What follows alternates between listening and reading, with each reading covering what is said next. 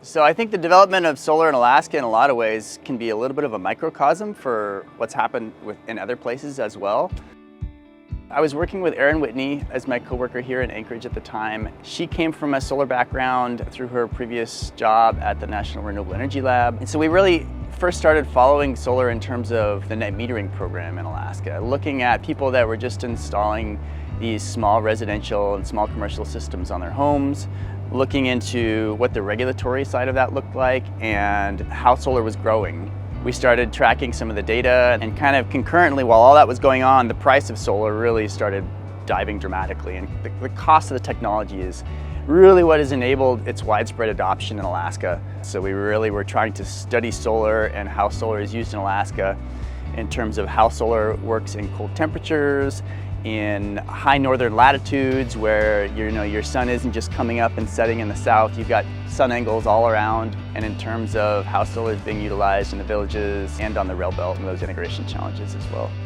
Since about 2017, there have been several large-scale solar arrays built in the state, and it's interesting because what we call large in Alaska is like tiny compared to what's being built in other regions of the world. The first, what I would consider like large array, was actually built by a company called Renewable IPP. I think that went in either 2017 or 2018, and that was just a group of individuals who wanted to learn more about solar and saw that it had potential, so they actually built that themselves.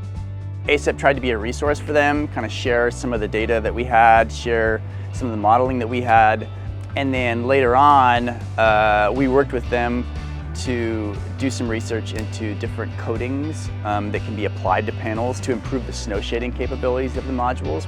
In 2020, Kotzebue built a 0.5 megawatt array. We were super happy to see that they were using bifacial modules when they installed that, because bifacial technology is something that we've been looking into for a long time, really seeing the potential and doing some modeling and stuff about the additional energy that those modules could generate over regular monofacial modules that can only receive light from one side. One thing that ACEP has done is it has really validated solar in Alaska and the fact that solar does work up here. The people at Renewable IPP are excellent project managers. There's been an agrivoltaics project that we've spun up with them as a major partner.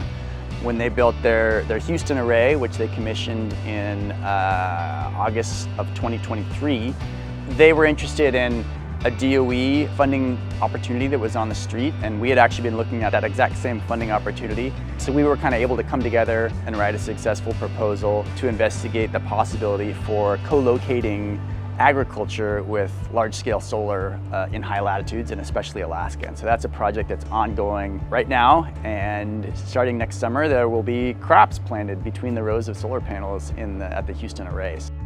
A big part of what the solar program does is really just interfacing with installers, with developers, with utility folks, kind of gathering the knowledge that they're accumulating and sharing any knowledge that we have, and really just tracking what's being used in other places and making sure that what we're doing in Alaska is kind of in step with industry standards and is going to have the best benefit for Alaskans. I think we're going to see probably well over 100 megawatts installed in the next 5 to 10 years. The federal government has announced almost $200 million in funding, mainly for systems that are going to be installed in rural Alaska, but also some systems that will be installed on the rail belt. When you look at what's installed, down the road and compare it to what's been installed in the past, we'll be able to see some pretty huge improvements.